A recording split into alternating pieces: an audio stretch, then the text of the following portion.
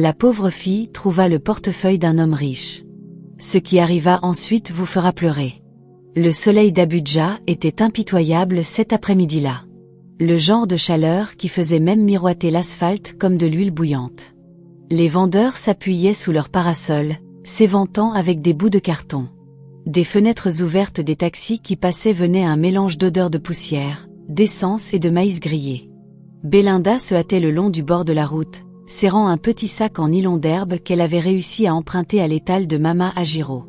Le sac bruissait contre sa paume tandis qu'elle marchait. Tous les quelques pas, elle essuyait la sueur de son front avec le bord de son râpé fané et murmurait une prière. « Dieu, s'il vous plaît, faites que celui-ci marche pour Mama. » Le feu de circulation, qui était trop rouge, passa au rouge. Elle s'arrêta au bord du trottoir, le rugissement des moteurs pressant contre ses oreilles.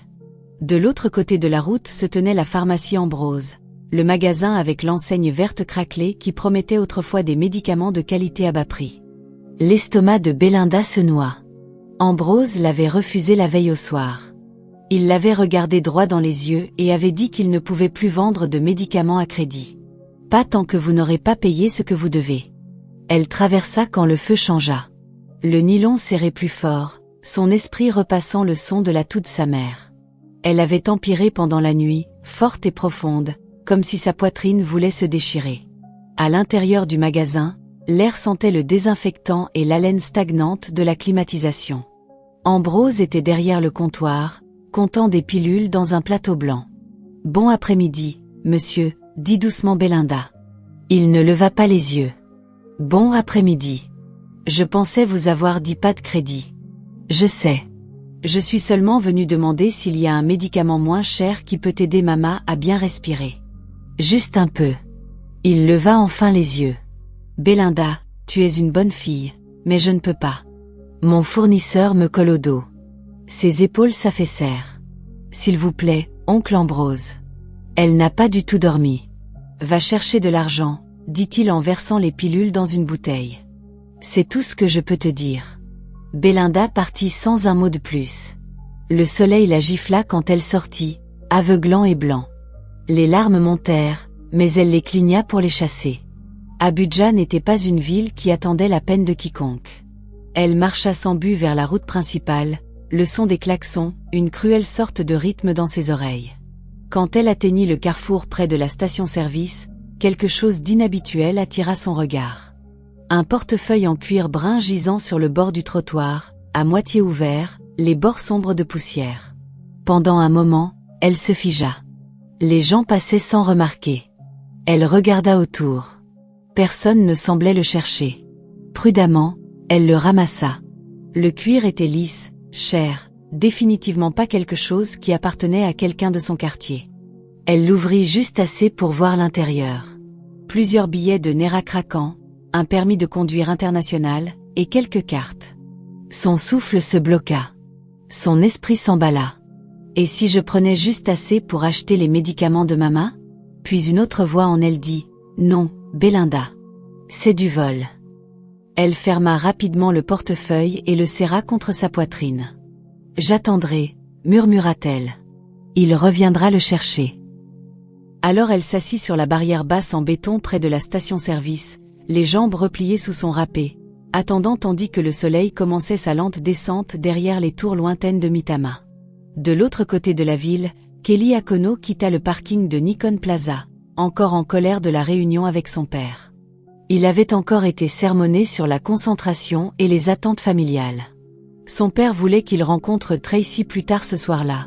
Un autre dîner rempli de sourires superficiels et de plaintes sur la circulation. Il desserra sa cravate en conduisant. Les fenêtres baissées pour laisser le vent chaud frapper son visage. Son téléphone vibrait sans arrêt dans le porte-gobelet. Tracy encore. 5 appels manquaient déjà. Il serra les dents et l'ignora. Quand il atteignit le rond-point près du marché Ouas, une chanson passa à la radio, douce, nostalgique, et il tendit la main pour l'éteindre. Dans sa frustration, son portefeuille glissa de ses genoux par la fenêtre ouverte et sur le bord de la route. Il ne le remarqua que plusieurs minutes plus tard quand il s'arrêta pour faire le plein. Portefeuille, marmonna-t-il, tapotant ses poches. Parti, jura-t-il sous son souffle, son cœur s'accélérant. Pas pour l'argent, bien qu'il contienne un mélange de Naira et de dollars, mais pour les pièces d'identité, les cartes, tout. Il fit demi-tour avec la voiture, ignorant les klaxons qui éclatèrent derrière lui. Belinda était encore assise au bord de la route quand elle entendit le bruit de pneus qui crissaient. Un SUV noir s'arrêta brusquement. Le conducteur sortit, un grand homme en chemise blanche maintenant froissé de sueur et de poussière. Ses yeux balayèrent frénétiquement le sol jusqu'à ce qu'il rencontre les siens. « Excusez-moi, » appela-t-il. « Avez-vous par hasard vu un portefeuille brun par ici ?» Belinda se leva, le tendant avec les deux mains. « Oui, monsieur. Je l'ai trouvé. » Le soulagement envahit son visage. Il prit une profonde inspiration et s'approcha. « Vous l'avez trouvé ? Oh, merci mon Dieu. » Il tendit la main pour le prendre, puis s'arrêta. « Vous ne l'avez pas ouvert ? Je l'ai ouvert seulement pour vérifier la pièce d'identité, monsieur. Je n'ai rien pris. J'attendais au cas où vous reviendriez. » Kelly cligna des yeux, surpris par le calme sincère dans sa voix. Il ouvrit rapidement le portefeuille, vérifia l'intérieur, tout intact. Il la regarda à nouveau. Elle portait un simple râpé et un chemisier qui avait passé du bleu au gris, la sueur brillant sur son front. Pourtant, il y avait quelque chose de digne dans la façon dont elle se tenait. « Vous avez attendu ici dans cette chaleur juste pour le rendre. »« Oui, monsieur. Il ne m'appartenait pas. » Pendant une seconde, aucun d'eux ne parla. Le chaos de la rue continuait autour d'eux. Les colporteurs criant, les voitures klaxonnant, l'odeur de suya grillée flottant d'un stand proche. Puis Kelly sourit faiblement. « Vous savez, peu de gens feraient ça. » Belinda haussa les épaules. « Peut-être, mais ma mère dit que ce qui n'est pas à vous ne peut jamais vous apporter la paix. » Sa mention de sa mère fit légèrement s'effacer son sourire. « Vous semblez être quelqu'un qui écoute beaucoup sa mère. »« Oui, monsieur. Elle est malade maintenant, cependant. » Il hésita. « Je suis désolé d'entendre ça. » Une idée sembla s'allumer derrière ses yeux. « Où est la pharmacie la plus proche ?» Belinda pointa faiblement vers la pharmacie Ambrose de l'autre côté de la route. « Venez, dit-il. Allons acheter ce dont elle a besoin. » Ils traversèrent la route ensemble, l'air du soir épais et lourd. Ambrose leva les yeux choqués quand Belinda entra avec un étranger en vêtements de bureau propre. Kelly posa le portefeuille sur le comptoir, sortit quelques billets, et dit « Elle vous doit, n'est-ce pas ?»« Combien ?» Ambrose cligna des yeux. « 5800, monsieur. » Kelly compta 10 000 et les poussa en avant. « Effacez sa dette et donnez-lui le double de ce dont sa mère a besoin. » Belinda le regarda fixement, bouche ouverte. « Monsieur, vous n'avez pas à. »« J'insiste, » interrompit doucement Kelly. « Assurons-nous qu'elle guérisse. » Ambrose hocha rapidement la tête, déjà en train d'atteindre les bouteilles et les comprimés. Les yeux de Belinda se remplirent de larmes. « Merci, monsieur. Que Dieu vous bénisse. Je ne connais même pas votre nom. » Il sourit. « Kelly, Belinda. » Ils se serrèrent la main, un bref moment chaleureux qui sembla ralentir le bruit de toute la rue.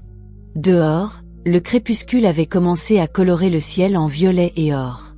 Kelly lui tendit une petite enveloppe avec les médicaments dedans.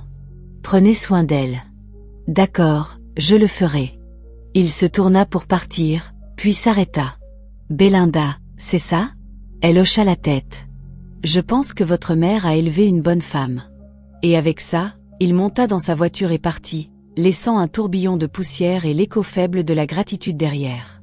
Belinda regarda jusqu'à ce que les feux arrière disparaissent. Ce n'est qu'alors qu'elle murmura « Merci, Seigneur. Merci d'avoir envoyé de l'aide. » Elle ne savait pas que cette petite rencontre, cet unique acte d'honnêteté, allait ouvrir une porte qu'aucun d'eux n'avait jamais imaginée. Belinda se hâta de rentrer chez elle. Le sac en papier brun de médicaments pressé contre sa poitrine comme s'il s'agissait d'un trésor. La circulation du soir bourdonnait derrière elle. Les bus klaxonnaient. Les colporteurs criaient « Eau pure, arachide ». Mais tout cela se brouilla en une longue chanson de soulagement. La ruelle étroite qui menait à leur compound sentait la fumée de bois et la banane plantain frite. De la cour voisine venait le rire aigu des enfants se poursuivant avec des boîtes vides. Elle poussa la porte grinçante et entra dans la petite cour où son père était assis sur un tabouret bas, réparant une radio cassée. « Papa » appela-t-elle doucement. Il leva les yeux, son visage marqué par des années sous le soleil. « Tu es revenue tôt, ma fille. » Ambrose a accepté? Elle secoua la tête, puis sourit faiblement. « Non, mais Dieu a envoyé quelqu'un d'autre. » Elle ouvrit le sac et lui montra les médicaments, 2 bouteilles de sirop, des paquets de comprimés, même des mélanges contre la toux qu'elle n'avait jamais vus auparavant. La bouche de son père s'ouvrit grande. « Et, d'où as-tu eu tout ça? Tu n'as pas emprunté encore, hein? » « Non, papa. J'ai rencontré un homme. Il a laissé tomber son portefeuille sans le savoir. Je l'ai trouvé et j'ai attendu qu'il revienne. Quand il a vu que je n'avais rien pris, il m'a suivi jusqu'à la pharmacie et a tout payé, même l'ancienne dette. » Le vieil homme cligna plusieurs fois des yeux comme si les mots étaient trop lourds. « Dieu Tout-Puissant, il y a encore de bonnes personnes dans cet Abuja. » Il se leva, la tint par les épaules, et murmura une prière. Qui que soit cet homme, que son chemin ne soit jamais sombre. À l'intérieur de la pièce unique, l'air était épais avec l'odeur de camphre et de maladie. Sa mère était allongée sur un mince matelas, la poitrine montant et descendant rapidement. Belinda s'agenouilla à ses côtés. « Maman, vois, j'ai apporté tes médicaments. » Sa mère ouvrit légèrement les yeux. « Tu l'as eu? »« Oui. Prends un peu d'abord. » Elle mesura soigneusement le sirop, soutenant la tête de sa mère. La femme grimaça au goût, mais avala. Un moment plus tard, la toux s'apaisa un peu. Belinda s'assit à ses côtés jusqu'à ce que le son de sa respiration s'égalise en un sommeil léger. Puis elle glissa dehors à nouveau, où la nuit avait commencé à rafraîchir. Les étoiles scintillaient au-dessus du contour sombre du manguier dans le coin. Kelly conduisait sans musique, les lumières de la rue glissant sur son pare-brise entraînées d'or. Il repassait sans cesse la scène dans son esprit, la façon dont la fille avait attendu, le calme dans sa voix, la sincérité dans ses yeux. À Abuja, il rencontrait des gens qui souriaient seulement quand il y avait quelque chose à gagner. Mais cette fille, elle l'avait regardée sans calcul. À un feu rouge, il attrapa son reflet dans le miroir. Un homme au début de la trentaine. Bon travail, parents riches, belle voiture, et pourtant d'une certaine façon agité. Il se sourit à lui-même. Peut-être que cette fille m'a rappelé à quoi ressemble la décence. Quand il atteignit son domaine à Metama, le garde à la porte salua. À l'intérieur du spacieux compound, les lumières brillaient doucement le long des étayers. Sa mère, Madame Aonko, était assise sur la véranda, tricotant sous le ventilateur de plafond. « Kelly, mon fils, le salua-t-elle. Tu as l'air fatigué. Longue journée. » Il embrassa sa joue. Juste chaud et bruyant. « Tu n'es pas allé au dîner avec Tracy. » Il grogna légèrement. « Maman, s'il te plaît. Ne parlons pas de ça ce soir. » Elle rit. « D'accord, mais ton père demandera. »« Je sais. » Il s'enfonça dans le canapé à côté d'elle, regardant le ciel nocturne. Ils parlèrent un peu du travail, d'un projet d'ONG que sa mère organisait pour les veuves à Guaguada. Tandis qu'elle décrivait les luttes des femmes, Kelly pensa à nouveau au râpé usé de Belinda et à la dignité tranquille dans son ton. Peut-être qu'il pouvait aider la fondation de sa mère à atteindre plus de gens comme ça. Peut-être que c'était un début. De retour à Kabwa, Belinda fit bouillir du riz sur un réchaud à charbon tandis que son père fredonnait doucement. Le rythme de la vie normale revint pour la première fois en jour. Quand la nourriture fut prête, elle porta une petite assiette dans la pièce. Sa mère s'agita éveillée. « Ma fille, mange un peu, maman. »« Je le ferai. Mais dis-moi, qui t'a aidé aujourd'hui ?» Belinda expliqua tout. Le portefeuille perdu, l'homme nommé Kelly, comment il avait insisté pour payer. Sa mère écouta, les yeux brillants dans la lumière faible de la lanterne. « Que le Seigneur bénisse cet homme. Il y a la faveur sur ta tête, Belinda. Je l'ai dit à ton père le jour de ta naissance. Tu ne rencontreras jamais de problème sans aussi rencontrer de l'aide. » Belinda sourit, bien que sa gorge se serre. Elle ne voulait pas pleurer à nouveau. Quand ses parents dormirent enfin, elle s'assit dehors avec son cahier, celui qu'elle utilisait pour noter de petits poèmes et prières. Elle écrivit « Certaines personnes portent le soleil en elles. Elles ne restent peut-être pas longtemps, mais leur lumière demeure. puis elle ferma le livre et murmura un autre merci au ciel nocturne. Le matin suivant vint avec la brume d'harmattan et l'appel du muezzin d'un minaret lointain. Kelly se réveilla plus tôt que d'habitude. Son téléphone bourdonnait avec un message de Tracy. « Nous devons parler. » Il l'ignora. Au lieu de cela, il appela son chauffeur pour préparer la voiture et dit à sa mère qu'il visiterait un site de projet près de Gain. À mi-chemin de la journée, sa voiture ralentit près d'un petit carrefour. Le marché l'a été vivant de couleurs, râpeurs brillants, piles de tomates, ignames empilés comme de petites collines. Et là, de l'autre côté de la rue, il repéra une silhouette familière arrangeant des légumes sur un plateau en bois. « Arrêtez ici », dit-il au chauffeur. Il traversa et s'approcha. « Belinda ». Elle se tourna surprise, essuyant ses mains sur son tablier. « Monsieur, bon après-midi. » Il sourit. « Kelly, s'il te plaît. »« Juste Kelly. » Elle rit timidement. « D'accord, Kelly, vous êtes venu acheter des légumes, peut-être. Ou peut-être que je suis venu vérifier comment va ta mère. » Son visage s'adoucit. « Elle va mieux. Elle a même mangé du riz hier soir. Les médicaments fonctionnent. Je suis content. » Il jeta un œil à son plateau. « Les affaires ont l'air bonnes. Petit à petit.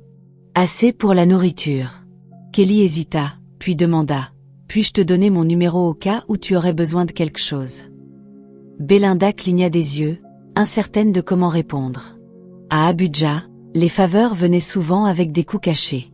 Mais quelque chose dans son expression lui dit que c'était différent. Elle hocha lentement la tête. « Merci. » Il tapa le numéro sur un petit papier et le lui tendit. « Appelle-moi si tu as besoin d'aide pour les factures d'hôpital ou quoi que ce soit. Que Dieu te bénisse, Monsieur Kelly. » Elle se corrigea rapidement.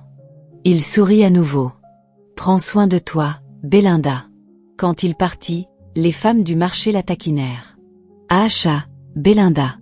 Ton beau client, il est revenu. » Oh. Elle rit avec elle, secouant la tête.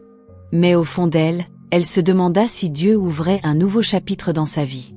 Ce soir-là, un soudain orage balaya la ville. La pluie tambourinait sur les toits en tôle ondulée, transformant les rues poussiéreuses en rivières brunes. À l'intérieur de leur pièce, la mère de Belinda toussa doucement, mais sourit. « Ferme la fenêtre, ma fille. Ce froid va t'attraper. » Belinda la ferma, puis s'assit à ses côtés. « Maman, penses-tu que des gens de deux mondes différents peuvent être amis ?» Sa mère la regarda longuement. « Le ciel a à la fois le soleil et la lune et ils ne se heurtent jamais. Si le cœur est pur, l'amitié peut exister n'importe où. » Belinda hocha la tête, bien qu'elle ne dise pas à qui elle pensait. À la même heure, Kelly était assis à son bureau, faisant défiler des rapports de projet, mais son esprit vagabondait. Il ouvrit son cahier et griffonna quelque chose qu'il n'avait pas écrit depuis des années. Parfois, la chose la plus riche qu'un homme peut trouver est une raison de s'en soucier. Il regarda les mots, puis s'adossa, écoutant la pluie battre contre la fenêtre. Peut-être demain, pensa-t-il, il appellerait cette fille honnête et demanderait si elle serait intéressée à aider à la fondation de sa mère. Peut-être que la gentillesse, une fois donnée, avait une façon de revenir en cercle. Le matin se répandit sur Abuja comme de l'or liquide, coulant des hautes tours de Mitama au bord poussiéreux de Kabwa. L'air sentait la nouvelle pluie mélangée à des fumées d'échappement et à de l'igname rôti. Belinda se réveilla au bourdonnement étouffé de la ville et au léger sifflement de la respiration de sa mère. Les médicaments avaient apaisé la toux pendant la nuit, et pour la première fois en jour, sa mère semblait paisible. Belinda s'assit un moment, regardant la légère montée et descente de sa poitrine, murmurant « Merci, Seigneur ». Son père était déjà dehors, balayant la petite cour. « Tu as dormi peu aujourd'hui », la taquina-t-il quand elle apparut dans l'embrasure de la porte. « Elle va mieux, papa », dit Belinda en souriant. « Elle a même dormi jusqu'au matin. »« Ah, alors aujourd'hui nous devons cuisiner du jollof pour célébrer. » Belinda rit. « Laisse-moi me laver d'abord. J'irai au marché après le petit déjeuner. » De l'autre côté de la ville, Kelly termina son jogging matinal le long de la rue bordée d'arbres près de son domaine. La sueur brillait sur ses bras, et l'encre de ses tatouages miroitait sous le soleil matinal. Il avait dormi légèrement, l'esprit tournant autour de la fille d'hier, son honnêteté, ses yeux, le calme dans sa voix. Son téléphone bourdonnait sur la table quand il entra dans la maison. Tracy Kiss clignotait sur l'écran. Il soupira, le mit en silencieux, et versa de l'eau sur son visage. La voix de sa mère flottait de la cuisine. « Kelly, viens manger avant que ça refroidisse. » Il suivit l'arôme des œufs frits et de la banane plantain. « Bonjour, maman. » Elle leva les yeux avec un sourire entendu. « Tu as l'air d'un homme qui a rencontré quelqu'un d'intéressant. » Kelly haussa un sourcil. « Pourquoi dis-tu ça? Une mère sait ces choses. Tu souris dans le vide depuis hier. » Il rit doucement. « Juste quelqu'un que j'ai rencontré sur la route. Une personne décente. » Madame Aonko lui servit du thé. « Les personnes décentes sont rares, mon fils. Peut-être que tu devrais l'amener un jour. »« Peut-être, dit-il, pensant qu'il le pourrait bien. » À midi, Belinda se tenait derrière son petit plateau de légumes au marché. La chaleur du jour pesait, mais elle la sentait à peine. Ses pensées dérivèrent vers l'homme d'hier. Elle se souvenait de la façon dont ses yeux s'étaient adoucis quand il l'avait remercié. Un SUV noir familier ralentit près du trottoir. Son cœur sauta quand la fenêtre descendit. Le sourire de Kelly apparut. « Belinda ?» Elle cligna des yeux, surprise. « Kelly, tu te souviens de moi ? Je t'ai dit que je vérifierais, dit-il en sortant. » Il portait un jean décontracté et un t-shirt gris qui épousait son cadre. Les femmes du marché tournèrent la tête, chuchotant. Il acheta 2 bottes d'épinards juste pour lui tenir compagnie. « Comment va ta mère ? » « Plus forte. Elle a même demandé du riz ce matin. C'est une bonne nouvelle. » Il jeta un œil à la foule. « Tu fais ça seule ? » ?»« Oui. Papa est à la maison avec elle. » Kelly hocha la tête. « Ma mère dirige une fondation qui soutient les familles avec les factures médicales. Peut-être qu'elle peut t'aider. » Les yeux de Belinda s'écarquillèrent. « Vraiment ? Vraiment ? Si tu es libre demain, je peux t'y emmener. Je serai libre. Alors c'est un rendez-vous. » Il se reprit. « Une visite ? Je veux dire, » elle rit. « D'accord, une visite. » Ce soir-là, après avoir fermé l'étal, Belinda dit à son père, « Papa, l'homme qui nous a aidés est revenu. Il a dit que sa mère dirige une fondation qui aide les gens. » Son père essuya la sueur de son front. « Si c'est vrai, c'est l'œuvre de Dieu. Mais sois prudente, ma fille. Les gens riches peuvent être gentils, mais certains sont aussi dangereux. »« Je sais, papa. » Il semble sincère. Prie quand même avant d'aller n'importe où avec lui. « Je le ferai. » À l'intérieur, sa mère écouta tranquillement. « Ton père a raison. Mais je ressens la paix dans mon esprit à propos de cet homme. » Le lendemain, Metama. Kelly attendait dehors du compound de Belinda à 9h. Les enfants jouant dans la rue s'arrêtèrent pour regarder le SUV brillant. Belinda sortit dans une simple robe bleu ciel, ses cheveux en boucles douces qui encadraient son visage. Kelly sentit sa poitrine se serrer inattendue. « Tu es belle, » dit-il. « Merci, » répondit-elle timidement. Ils roulèrent à travers la ville en silence facile brisé par de petites discussions, musique, travail, famille. Quand ils atteignirent le bureau de la fondation, un bâtiment blanc de 2 étages bordé de plantes vertes, Madame Aonko elle-même attendait à l'entrée. « Bienvenue, ma chère, » dit-elle en prenant chaleureusement la main de Belinda. « Tout ami de Kelly est un ami à moi. » À l'intérieur, les murs étaient couverts de photographies de femmes souriantes, tenant des machines à coudre et des paniers de nourriture. Les yeux de Belinda brillaient. « C'est magnifique, » murmura-t-elle. Madame Akono la guida autour, expliquant comment elle parrainait des traitements hospitaliers et des formations pour petites entreprises. « Nous avons toujours besoin de volontaires honnêtes. Kelly m'a parlé de vous. » Belinda sembla surprise. « Il l'a fait. »« Oui, » dit-il. « Vous lui avez rappelé que la bonté existe encore. » La couleur monta aux joues de Belinda. « J'ai juste fait ce que n'importe qui devrait faire. Pas tout le monde le ferait. » Avant de partir, Madame Aonko lui tendit une petite enveloppe. « Cela aidera pour les prochains médicaments de votre mère. Prenez-le, ma chère. » Belinda hésita, puis accepta avec des larmes dans les yeux. « Merci, ma. Que Dieu vous bénisse. » Tandis qu'il marchait vers la voiture, Kelly dit doucement, « Je t'avais dit qu'elle t'aimerait. »« Elle est si gentille, » dit Belinda. Maintenant je vois d'où vous tenez ça. Il sourit. La flatterie te mènera partout. Cette nuit-là, la pluie revint. Belinda s'assit à la fenêtre regardant les gouttes tracer des chemins sur la vitre. Sa mère somnolait paisiblement. Son père fredonnait une vieille mélodie high life. La vie semblait plus légère d'une certaine façon. De l'autre côté de la ville, Kelly se tenait sur son balcon, la pluie brumisant ses bras. Il pensa au rire de Belinda à la fondation, à la façon dont elle touchait tout soigneusement comme si elle avait peur de déranger la beauté. Il se demanda à quoi ressemblait son monde au-delà de ce petit compound. Il décida qu'il voulait le découvrir. 2 soirs plus tard, l'air sur Abuja semblait presque doux. La pluie avait lavé la poussière, et les lumières le long de l'autoroute scintillaient comme des lucioles. Kelly ralentit en tournant dans la rue étroite que Belinda avait décrite. Les enfants se poursuivaient à travers les flaques. Les femmes étaient assises dehors, éventant des réchauds à charbon. Quand il se gara, les têtes se tournèrent. Les SUV ne glissaient pas souvent dans ce quartier. Belinda était déjà à la porte, souriant nerveusement. « Tu es vraiment venu ?» dit-elle. « Je l'avais dit. » Il offrit un petit sac en nylon. « Des provisions. » Ma mère a insisté. À l'intérieur du compound, son père se leva rapidement de son tabouret, surpris mais poli. « Bonsoir, monsieur », salua Kelly, s'inclinant légèrement en respect.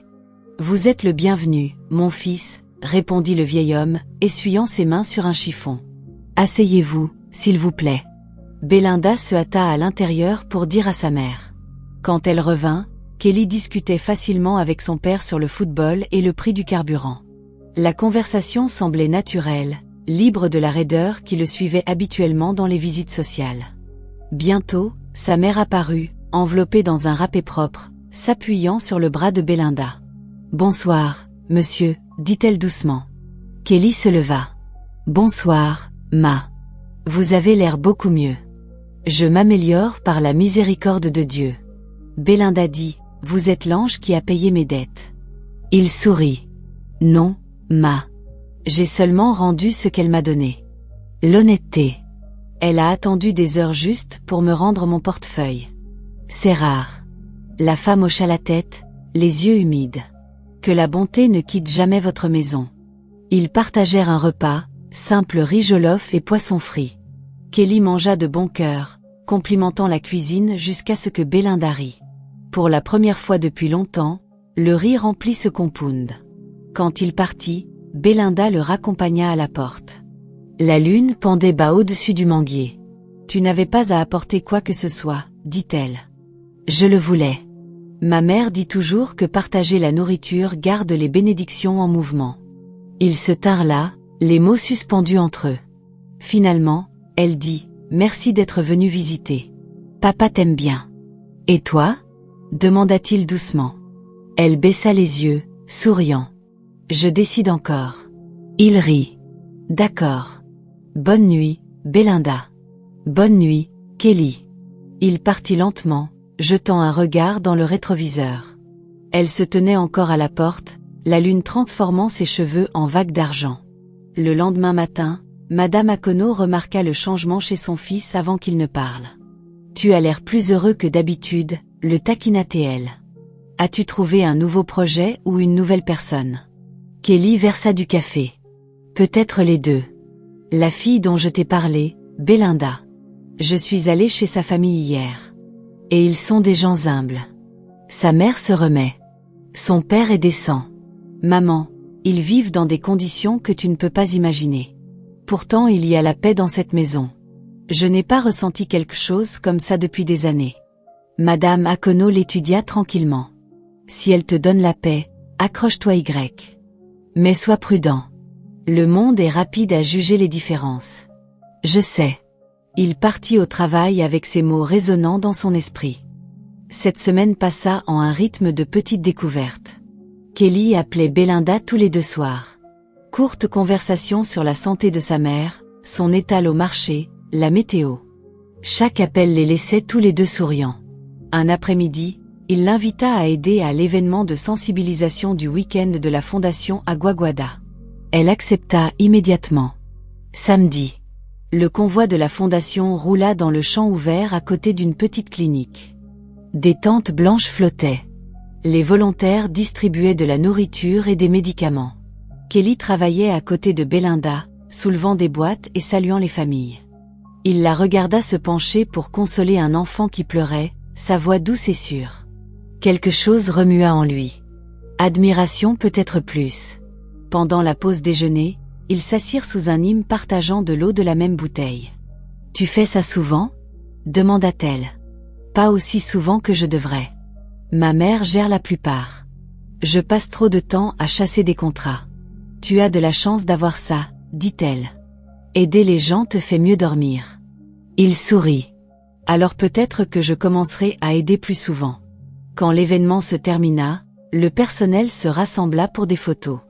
Belinda se tenait à côté de Kelly, riant librement, ses cheveux ébouriffés par le vent. L'appareil photo cliqua. Pendant un instant, tout semblait simple. Cette nuit-là, elle ne pouvait pas dormir. Chaque fois qu'elle fermait les yeux, elle voyait le champ, les visages, son sourire. Elle se gronda tranquillement. Belinda, ne perds pas le focus. Il est d'un autre monde. Mais son cœur refusait d'écouter. De l'autre côté de la ville, Kelly était assis à son bureau, faisant défiler les photos du jour. Une image l'arrêta. Belinda remettant un bol de riz à un vieil homme, la lumière du soleil captant la courbe de sa joue. Il regarda plus longtemps qu'il ne le voulait. Il tendit la main vers son téléphone, tapa un message, puis l'effaça. Au lieu de cela, il murmura « Bonne nuit, Belinda » à la pièce vide. Le soir se posa doucement sur Abuja, lavant le ciel en orange et violet. Le convoi de sensibilisation était revenu, et la cour de la fondation bourdonnait de volontaires déchargeant des boîtes. Kelly se tenait un peu à part, regardant Belinda rire avec deux femmes de l'équipe administrative. Le soleil couchant touchait ses cheveux, les transformant en cuivre fondu. Pour la première fois en années, il se sentait en paix. Pas le genre fragile qui vient de l'argent ou du confort, mais le genre profond né d'un but. Quand elle le surprit à regarder, elle sourit et agita la main. « Merci pour aujourd'hui », dit-elle en s'approchant. « Tu as aidé tant de gens. Tu as aidé plus, » répondit-il. « Tu as fait en sorte que tout le monde se sente vu. » Elle rougit légèrement. « J'ai juste fait ma part. Tu as fait plus que ça, Belinda. » Il hésita. « Puis-je te ramener chez toi ?» Elle hocha la tête un peu timidement, mais ne refusa pas. Le trajet à travers GKY était calme sauf pour le faible bourdonnement du moteur et le bruit décroissant de la ville. Les lampadaires s'allumèrent un par un. « Je passais par ces rues et ne regardais jamais par la fenêtre », dit soudain Kelly. « Tout ce que je voyais était des affaires, pas des gens. Ça a changé après t'avoir rencontré. » Belinda se tourna vers lui, surprise. « Moi. Tu m'as fait ralentir. Tu m'as rappelé ce qui compte. » Elle baissa les yeux sur ses mains, incertaine de quoi dire. Les compliments semblaient encore étranges venant d'un homme comme lui, éduqué, confiant, le genre de personne dont le monde ne touchait jamais le sien. Mais maintenant, d'une certaine façon, il le faisait. Quand ils atteignirent sa porte, son père était dehors réparant une lanterne cassée. Il se leva quand le SUV s'arrêta. « Ah, Kelly. Bienvenue à nouveau, mon fils. » Kelly le salua chaleureusement et aida à porter un sac de fournitures restantes de la sensibilisation. Nourriture, désinfectants, quelques médicaments de base. « Nous avions des extras », expliqua-t-il. Le vieil homme sourit. « Tu viens toujours avec des bénédictions. Assieds-toi. Laisse-moi t'apporter de l'eau. » Ils parlèrent un moment, la nuit épaisse de grillons et la faible odeur de kérosène des lampes proches. La mère de Belinda vint à la porte enveloppée dans un châle. Sa voix était plus forte maintenant. « Que Dieu te bénisse, Kelly, » dit-elle. « Ma fille me dit que tu l'as emmenée à la fondation de ta mère. Que ta gentillesse te suive. »« Amen, » dit-il doucement. Quand ce fut l'heure de partir, Belinda le raccompagna à nouveau. La lune pendait haute, pâle et ronde. « Je te verrai bientôt, » dit Kelly en ouvrant la porte de la voiture. « Bonne nuit, Kelly, » répondit-elle, sa voix chaude et stable. Il hésita, puis ajouta, « Sois prudente ici. Le monde ne sourit pas toujours aux gens comme nous quand nous franchissons les lignes. Peut-être que c'est le temps que le monde apprenne à sourire différemment, » dit-elle, son ton calme, mais sûr. Il la regarda pendant une longue seconde, puis hocha la tête. Peut-être que oui. 2 semaines passèrent. Les pluies vinrent plus fort, tambourinant contre les toits comme une ligne de tambour en colère. Dans la vie de Kelly, les choses continuèrent. Réunions de conseils, délais, dîners polis. Mais quelque part dans le rythme de ces jours, Belinda continuait d'apparaître. Son rire, la façon dont elle s'accroupissait pour parler aux enfants à la sensibilisation, la chaleur dans ses yeux quand elle parlait de sa mère. Il l'appelait souvent. Parfois il parlait pendant des heures. Parfois le silence remplissait la ligne, confortable et lourd à la fois. Un jeudi soir, alors que le tonnerre roulait à travers la ville, il était assis sur son balcon faisant défiler des messages quand un nouveau apparut de Tracy. « Tracy, alors c'est ce que tu fais. Parader une fille du marché en ville. » Kelly se figea. Des secondes plus tard, un autre message suivit. Une photo de lui et Belinda à la sensibilisation postée sur la page sociale de la fondation. « Tracy, mon ami, a envoyé ça. As-tu idée à quel point tu as l'air ridicule? Mon père entendra parler de ça. » Il expira lentement, tapa en retour. « Kelly, Tracy, toi et moi n'avons jamais été ensemble. S'il te plaît, arrête de faire comme si c'était quelque chose. » Sa réponse vint vite. « Tracy, nous sommes fiancés aux yeux de nos familles. Ne nous embarrasse pas. » Il lâcha le téléphone et frotta ses tempes. La paix des dernières semaines craqua juste un peu. Le lendemain matin, Madame Akono l'appela dans son bureau à la fondation. « Kelly, commença-t-elle doucement. Le chef m'a appelé ce matin. Il a dit que sa fille est upset. »« Tracy encore, marmonna Kelly. Apparemment, elle croit que tu sors avec un de nos volontaires. » Kelly rencontra les yeux de sa mère. « Belinda n'a rien fait de mal. »« Je sais ça, dit-elle, mais les gens parlent. Tu connais la société d'Abuja. Je veux juste que tu sois prudent. Si tu tiens vraiment à cette fille, alors fais les choses correctement. » Il hocha lentement la tête. « Je le ferai, maman. Je promets. » Cet après-midi-là, il roula jusqu'au marché. Belinda était là arrangeant des tomates sous un parasol brillant. Son visage s'illumina quand elle le vit, mais son expression lui dit que quelque chose n'allait pas. « Qu'est-ce qui ne va pas ?» demanda-t-elle tranquillement en s'approchant. « Des rumeurs, dit-il. Les gens parlent de nous. La famille de Tracy surtout. » Le sourire de Belinda s'effaça. « Parce que je ne suis pas de votre monde. Parce que certaines personnes pensent que la gentillesse a un prix. » Elle détourna le regard, les yeux brillants. « Regrettes-tu de m'avoir aidé ? » « Jamais, dit-il fermement. Mais je hais qu'ils essaient de faire paraître quelque chose de pur sale. » Belinda inspira, puis dit, « Si ça cause des problèmes pour toi, peut-être devrions-nous arrêter de nous voir. » Belinda, non, Kelly, l'interrompit-elle doucement. « Tu n'as pas à me protéger. J'ai survécu à pire que les commérages. » Il voulait argumenter, mais quelque chose dans ses yeux, fort, las, résolu, le fit taire. Il hocha lentement la tête. « Juste promets-moi une chose, dit-il. Ne disparais pas. »« Je ne le ferai pas, murmura-t-elle.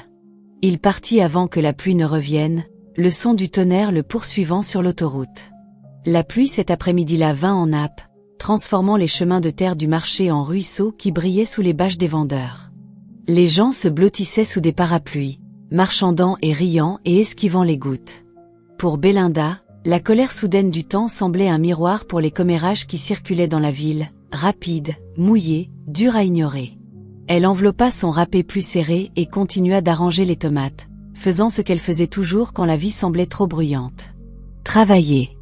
La routine la stabilisa. Les clients venaient et partaient. Le bourdonnement de la négociation cousit l'après-midi en quelque chose d'ordinaire.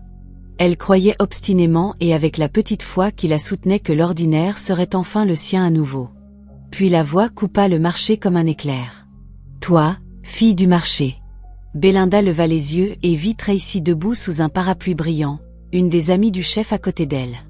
Le visage de Tracy était parfait de fureur, cheveux tressés serrés et rouges à lèvres de la couleur de rose coagulée.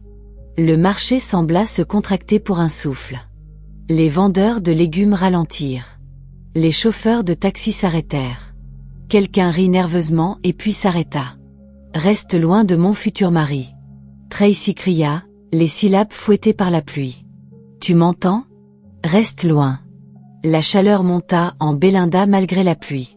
Ses mains se serrèrent autour d'une tomate. Pendant un moment, elle sentit la vieille honte. Petite, humiliante, le genre qui visite ceux qui ont moins et les trouve au marché pour que tout le monde voie. Madame, dit-elle aussi calmement qu'elle pouvait. Je ne. Tu ne. Quoi? Tracy claqua. Tu ne sais pas te contenter de ce que tu as. Tu ne connais pas ta place. Elle rit bas et cruellement. Penses-tu que ma famille t'acceptera? Penses-tu que tu peux entrer dans notre monde avec ton râpé et ton marché et prendre mon mari? Le marché était devenu silencieux. Les voix poussèrent contre l'insulte. Une douzaine de personnes attendant de voir si la femme puissante serait chassée par le rire ou si quelqu'un, n'importe qui, parlerait pour la fille du marché. Le père de Belinda, qui était venu acheter du carburant, s'avança. Madame, dit-il, petite et mesurée, s'il vous plaît. Il n'y a pas besoin de ça. Tracy se tourna vers lui, le dédain formé en mots. Et qui es-tu pour me répondre? Ta fille est une. Elle cracha le reste de l'insulte dans la terre mouillée, et les vendeurs échangèrent des regards. L'insulte atterrit comme une pierre dans l'eau placide, les ondulations s'étendant. Belinda sentit une piqûre chaude d'humiliation. Mais elle sentit aussi autre chose, plus tranquille, un refus montant. Elle redressa ses épaules. Elle n'était pas née pour s'incliner quand quelqu'un criait. Elle était née pour s'élever. S'il vous plaît, parla-t-elle, voix stable. Ma vie est ma vie. Je ne discuterai pas au marché. Je rends ce qui est perdu et je travaille pour ce que j'ai. Si vous avez un problème avec Kelly, parlez-lui. Les yeux de Tracy se rétrécirent en fente froide. Vous vous trouverez sans faveur. Avant que les mots ne finissent de quitter la bouche de Tracy, des pneus sifflèrent sur le pavé et un SUV noir s'arrêta. La musique du marché reprit son overload nerveux alors que les gens anticipaient plus de drames. Kelly sortit, de l'eau sur ses épaules de la pluie, cheveux plaqués sur son front. Pendant un moment, il regarda simplement, prenant tous les visages, l'étalement de légumes, la petite foule qui s'était rassemblée. Tracy, dit-il tranquillement. Elle pointa un doigt vers Belinda et puis vers lui venimeusement. Tu es un bon homme, Kelly. Ne sois pas un fou. Garde tes mains propres. Son ton laissait clair qu'elle voulait dire les garder loin de son destin. La mâchoire de Kelly se serra. Tracy, arrête. Le mot était doux et absolu. Tu n'as pas à humilier les gens en public. Tu as épousé le nom de notre famille, dit-elle, étranglée. Tu ne vas pas. Il se plaça entre elles, épaules larges et immobiles. Le marché sembla basculer. Kelly n'éleva pas la voix. Il n'y avait pas de défense théâtrale, pas de geste spectaculaire. Il regarda simplement Tracy, puis Belinda. Ça finit maintenant, dit-il, et il y avait une autorité tranquille en lui qui semblait une promesse. Kelly. Tracy commença. Mais avant qu'elle ne finisse sa phrase, un homme s'avança et poussa la poitrine de Kelly, excité par l'audace d'un homme riche disant à la fille du chef quoi faire. La poussée était petite, la réaction plus grande. Un cri, un hurlement, le son des attentes se heurtant dans l'air mouillé. Quelqu'un appela les gardes. Quelqu'un d'autre sortit un téléphone. La pluie martelait la scène et brouillait les couleurs. Le marché se transforma en hôtel pour les anciennes règles de la ville débattues sur une nouvelle. Kelly garda ses mains où elles étaient, paumes ouvertes mais stables. Écoutez, dit-il à la foule, ce n'est pas une question de classe. Ce n'est pas une question de qui appartient où. Il se tourna vers Belinda avec une douceur qui fit mal à sa poitrine. Belinda, s'il te plaît, rentre chez toi. Elle lui sourit une fois, un acte de confiance, et hocha la tête. Puis elle se déplaça à travers la foule vers la porte de leur compound. Épaules montant et descendant, la pluie faisant de petites rivières sur son cou. Elle s'attendait à se sentir petite. Au lieu de cela, elle sentit une réserve de quelque sorte, comme une berge de rivière retenant une inondation. Elle marcha comme si chaque pas était une phrase. Kelly resta. Il aurait pu la suivre. Il ne le fit pas. La poussée avait été un ancien son de la ville, colère et allégeance, mais en répondant, il lui aurait donné de la place. Au lieu de cela, il se tourna vers la femme qui avait publiquement honte une autre. Tracy, dit-il à nouveau plus fort cette fois, Si tu as un problème avec moi, dis-le. Si tu as un problème avec elle, dis-le-moi. Mais nous ne ferons pas d'elle un spectacle. Un silence se courba sur le marché. Quelqu'un marmonna qu'un homme avait grandi une colonne vertébrale du jour au lendemain. Une femme offrit un petit hurrah et puis se tut. Le visage de Tracy s'effondra un moment. Elle ne s'attendait pas au calme. Elle s'attendait à ce qu'il cède pour s'excuser d'oser exister avec quelqu'un en dehors de sa classe. La colère flamba, puis quelque chose comme un calcul. Elle tourna sur son talon et s'éloigna, parapluie se fermant comme une fanfare offensée. La nouvelle de la confrontation au marché se répandit comme de l'eau. Les téléphones bourdonnèrent de clips et à la fin de la soirée, des partis d'Abuja avaient regardé l'échange. Certains appelaient Kelly imprudent, d'autres l'appelaient courageux. Quelques-uns demandaient pourquoi il était même là, un homme riche dans un marché pauvre, et se répondaient avec critique. Les rumeurs, comme les rumeurs le font, prirent des formes propres. Amant, complexe de sauveur, agenda caché. Cette nuit-là, Kelly roula jusqu'à la maison de sa mère. À l'intérieur, la chaleur familière bourdonnait. Madame Akono le regarda avec des yeux qui avaient vu beaucoup d'orages et beaucoup de petites lumières têtues. « Comment ça s'est passé ?» demanda-t-elle avant qu'il ne puisse parler. Il s'enfonça dans le canapé et laissa la mémoire de la pluie couler de ses vêtements. « Elle est apparue au marché, dit-il. Elle a insulté Belinda. Je lui ai dit d'arrêter. Il y a eu des poussées. C'était laid. » Les lèvres de Madame Akono s'aplatirent. L'orgueil de Tracy court profond. « Maman, dit-il, voix basse. Que fais-je? Si je le laisse, les rumeurs grandiront. Si je les confronte ouvertement, je rends quelqu'un que je ne veux pas blesser plus furieuse. J'aime l'honnêteté de Belinda. Je ne veux pas la blesser avec les choses qui viennent de moi. » La main de sa mère trouva la sienne. « Tu dois être vrai à ton cœur, dit-elle, douce comme la main de quelqu'un qui pouvait voir la route. Mais tu dois aussi être sage. Promets-moi que tu ne feras pas de promesses à la ville que tu n'es pas prêt à tenir. » Il hocha la tête. « Je ne le ferai pas. » Surprit les deux familles. « J'ai l'intention d'être honnête. » Il dit, « Belinda est une femme d'intégrité. Je suis venu l'admirer. J'aimerais demander sa main. » Le dernier mot s'étira dans la pièce comme une chose tangible. Une pause bourdonnait. Les lèvres de Tracy se pressèrent ensemble. Les yeux du chef Hadi se rétrécirent. En un lent mouvement, la pièce changea. Certains des hommes plus âgés hochèrent solennellement la tête à une telle directivité. D'autres, surtout ceux qui avaient vu le statut être gardé pendant des décennies, froncèrent les sourcils à un apparent mépris pour la coutume. Le chef Hadi plaça ses doigts ensemble. « Ce n'est pas une affaire triviale. » dit-il, un jeune homme ne peut pas simplement annoncer une intention et s'attendre à ce que le monde l'accepte. Il y a des traditions, le prix de la mariée, l'approbation des anciens. La mère de Kelly rencontra les yeux du chef. Elle n'était pas une femme à être surpassée dans de telles pièces. « Nous connaissons la tradition, dit-elle. Nous la respectons.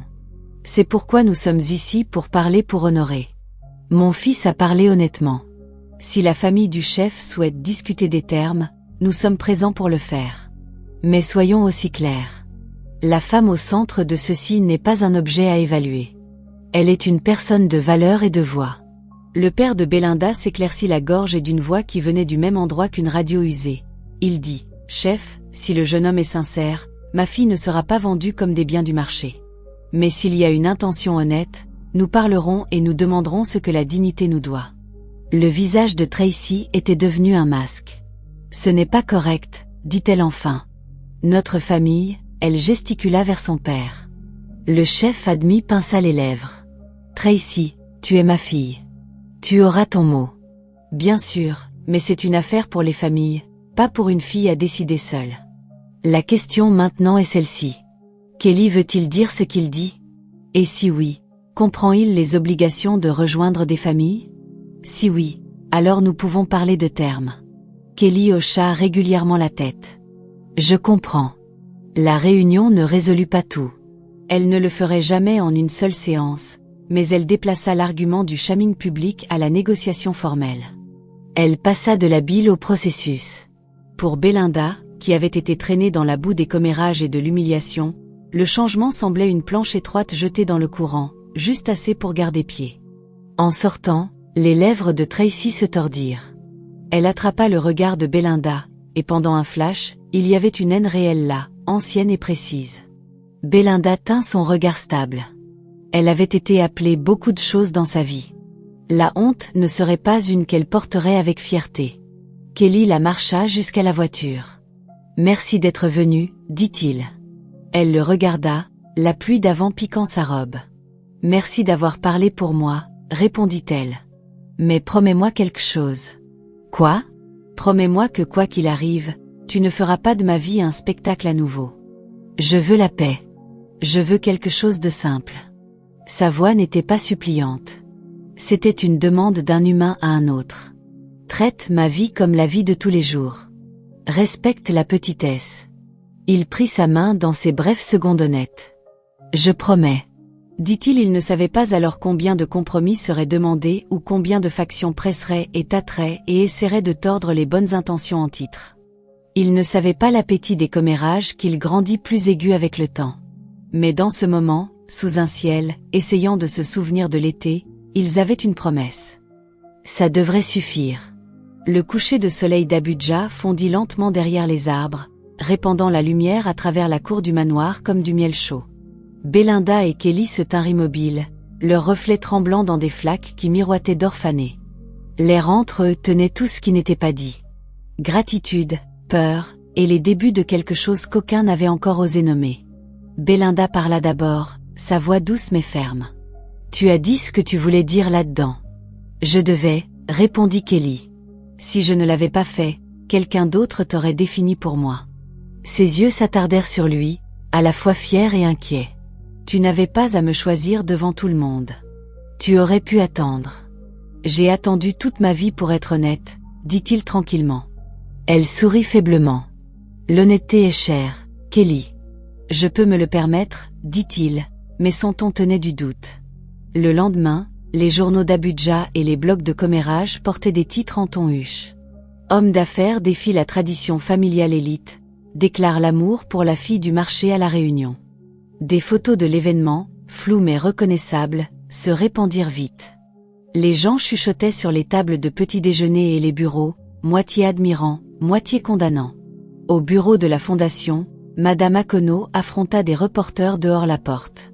« Nous sommes fiers de l'intégrité de notre fils, » dit-elle gracieusement. « L'amour et la bonté ne sont pas des crimes. » À l'intérieur, le téléphone de Kelly bourdonnait sans pause. Partenaires d'affaires, amis, cousins lointains, tous voulaient une explication. Dans l'après-midi, son père appela. « Kelly », la voix du vieil homme tonna à travers la ligne. « Tu nous as fait le sujet de commérage à travers cette ville. Comprends-tu ce que tu as fait ?» Kelly se tenait à la fenêtre de son bureau, regardant les nuages rouler sur l'horizon. « J'ai dit la vérité, papa. La vérité va bien quand tu es seul, fils. » Claqua son père. « Mais tu portes un nom de famille. Tu dois le protéger. Je n'ai pas honte de qui j'aime. » Il y eut du silence. Puis son père dit, « Alors tu peux te tenir seul avec elle. » La ligne coupa. Pendant ce temps, dans Chaos, le petit compound de Belinda se remplit de visages curieux. Les voisins venaient avec des sourires gentils et trop de questions. Certains félicitaient. D'autres chuchotaient des avertissements sur les hommes riches et leurs promesses éphémères. Sa mère restait surtout silencieuse, priant en lavant la vaisselle. Son père essayait de rester calme, bien que la fierté et l'inquiétude luttent dans ses yeux. Ce soir-là, alors que l'appel à la prière dérivait faiblement d'une mosquée proche, Belinda s'assit sous le manguier. Les lumières de la voiture de Kelly apparurent à la porte un moment plus tard. Quand il entra, son père se leva. « Kelly, tu es le bienvenu, » dit-il lentement. « Tu as remué les eaux de cette ville. »« Je sais, monsieur. » dit Kelly, sa voix respectueuse, « mais je ne le regrette pas. » Le vieil homme hocha la tête. « Il faut du courage pour parler ou d'autres se cachent. Mais le courage apporte aussi des ennemis. Es-tu prêt pour ça ? » « Je le suis. » Son père l'étudia, puis se tourna vers sa fille. « Belinda, tu dois aussi être prête. Le vent qui souffle sur lui t'atteindra aussi. »« Je suis prête, papa, » dit-elle. Dans les jours qui suivirent, les choses devinrent plus lourdes. Les partenaires de l'entreprise de Kelly commencèrent à questionner son jugement. Un projet qu'il négociait depuis des mois gela soudainement. Les investisseurs se retirèrent. À la fondation, plusieurs donateurs retirèrent tranquillement leurs engagements. Le conseil appela une réunion d'urgence. Madame Zakono s'assit à la tête de la table, composée mais fatiguée. « Si quelqu'un ici croit que la gentillesse est un scandale, dit-elle, vous êtes libre de partir. » Personne ne bougea, mais la tension pendait épaisse. Plus tard cette nuit-là, Kelly roula sans but à travers les rues trempées de pluie. Ses phares coupaient à travers la brume alors qu'il repassait chaque avertissement qu'il avait ignoré. Il s'arrêta près du lac Joby, coupa le moteur, et s'assit simplement écoutant le doux clapotis de la pluie. Puis son téléphone bourdonnait à nouveau. C'était Belinda. « Kelly, dit-elle, voix tremblant légèrement. Mama s'est évanouie. » Il tournait déjà la clé avant qu'elle ne finisse.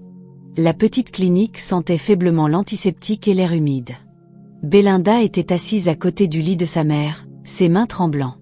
La femme plus âgée était faible mais respirait régulièrement. Quand Kelly arriva, trempée de la pluie, elle leva les yeux avec soulagement. « Elle est stable, dit Belinda. Ils ont dit que c'était le stress. » Il toucha son épaule doucement. « Elle ira bien. » Belinda hocha la tête, puis murmura. « Elle a entendu des gens parler de nous dehors. Elle a dit qu'elle ne veut pas que je sois blessée. » Kelly s'accroupit à côté d'elle. « Je ne laisserai pas ça arriver. » Les yeux de Belinda se remplirent de larmes. « Tu ne peux pas arrêter les gens de parler. »« Non, dit-il doucement, mais je peux noyer leur voix avec la vérité. » Plus tard, quand sa mère se réveilla, elle fit signe à Kelly de s'approcher. « Mon fils, dit-elle faiblement, j'ai vu la façon dont tu la regardes. Ce n'est pas comme les autres. Tu portes l'amour comme un fardeau. Assure-toi qu'il ne t'écrase pas. » Kelly sourit tristement. « Je le porterai soigneusement, ma. » Elle sourit faiblement. « Alors tu peux rester. » Au cours des semaines suivantes, Kelly passa plus de temps à leur maison. Il répara leur toit qui fuyait, aida le père de Belinda à réparer une vieille radio à transistor, et passa des soirées à parler avec Belinda sous le manguier.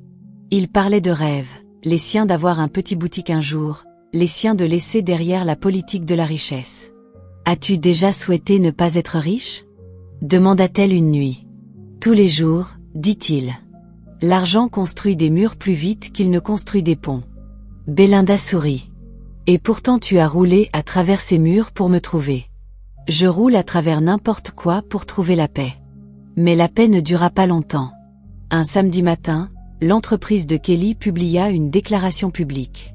En raison de controverses récentes, M. Kelly Akonkwo prendra un congé indéfini. À midi, des reporters avaient entouré son domaine. Les questions volaient. La relation était-elle réelle? Était-ce de la charité? Était-ce de la rébellion? Ce soir-là, il apparut à la maison de Belinda avec des yeux fatigués. « J'ai été suspendu, dit-il tranquillement. » Elle haleta. « À cause de moi? À cause de la peur? » répondit-il. « Les gens craignent le changement plus que l'échec. » Son père soupira. « Fils, es-tu sûr que cette route en vaut la peine? » Kelly regarda Belinda, puis hocha la tête. « Oui, monsieur. Elle vaut tout. » Cette nuit-là, lui et Belinda marchèrent le long de la route vide dehors le compound. L'air était frais, la lune tranchante contre les nuages. Belinda s'arrêta et lui fit face. « Tu as déjà perdu trop. »« Je ne t'ai pas perdu, dit-il. » Elle hésita, ses yeux brillants d'émotion.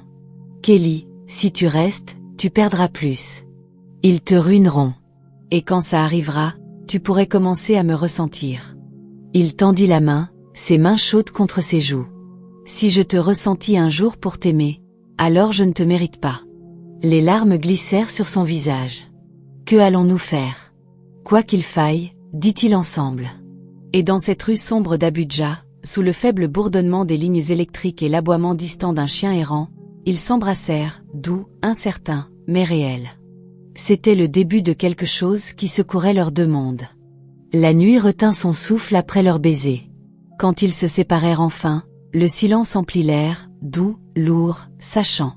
Aucun ne parla pendant un moment. Le lampadaire clignotait au-dessus d'eux, projetant des halos dorés sur des flaques de la pluie précédente. La voix de Belinda brisa le calme d'abord. Kelly, que se passe-t-il maintenant? Il expira, les yeux baissés. Maintenant je trouve une façon de vivre honnêtement sans laisser le monde décider qui je peux aimer. Elle sourit faiblement. Tu le fais sonner facile. Il secoua la tête. Ce ne l'est pas, mais c'est juste. Les jours qui suivirent furent tout sauf gentils. D'ici lundi matin, une douzaine de blogs avaient republié des titres. Fils de magnate du pétrole choisit la fille du marché sur Aéris. Amour ou folie? La chute de grâce de Kelly à Anko.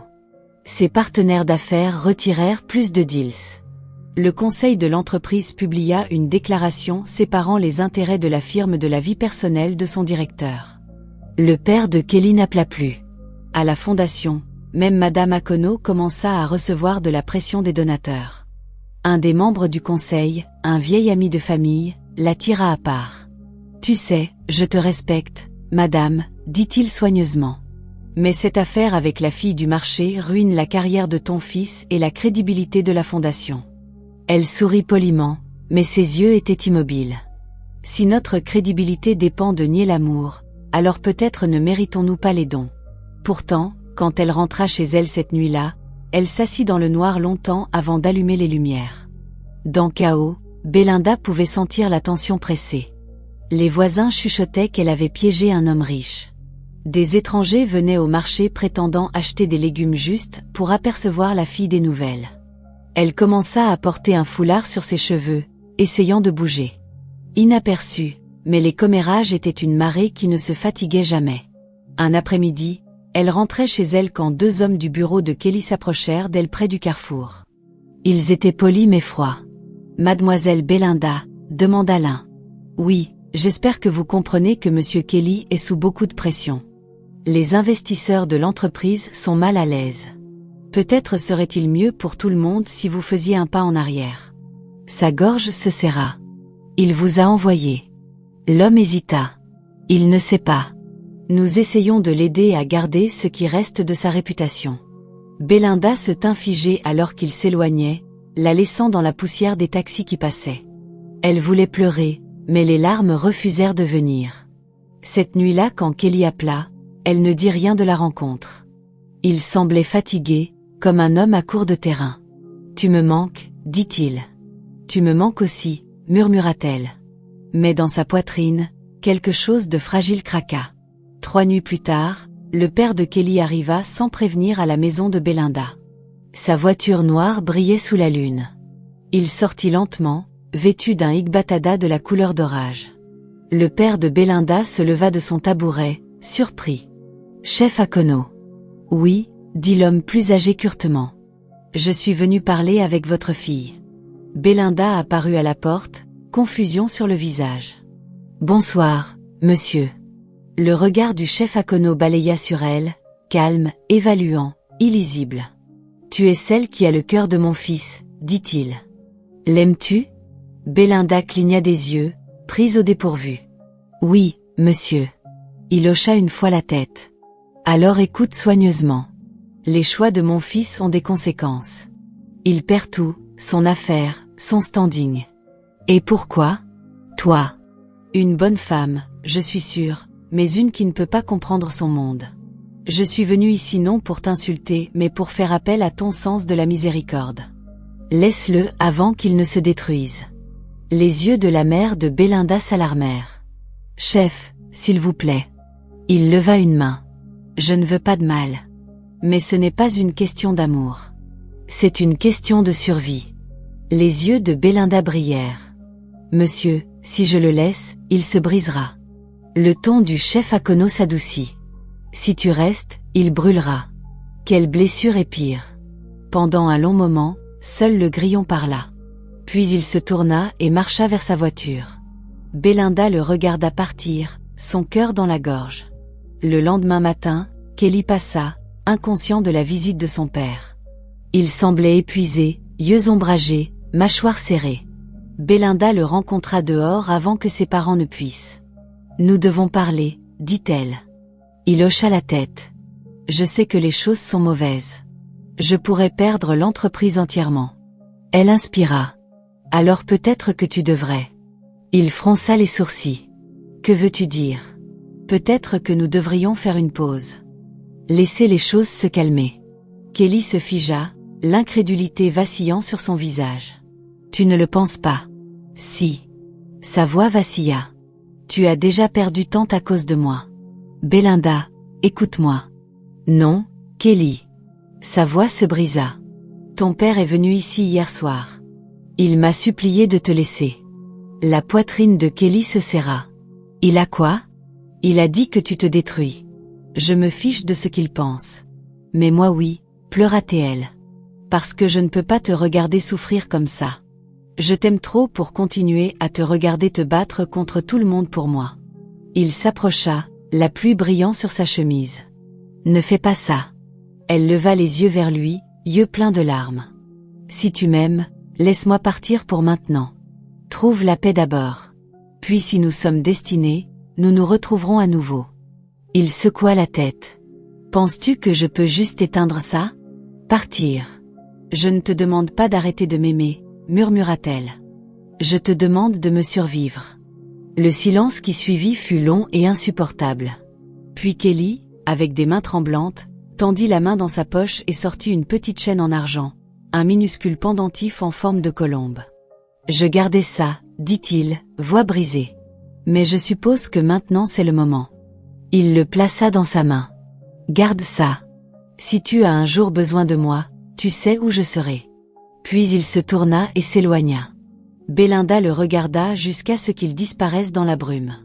Quand elle baissa enfin les yeux, le pendentif brillait faiblement dans sa paume, comme une promesse qu'elle n'avait pas voulu. Les semaines se transformèrent en une lente douleur de jour. Kelly se retira de la vie publique. Il arrêta d'apparaître aux réunions du conseil.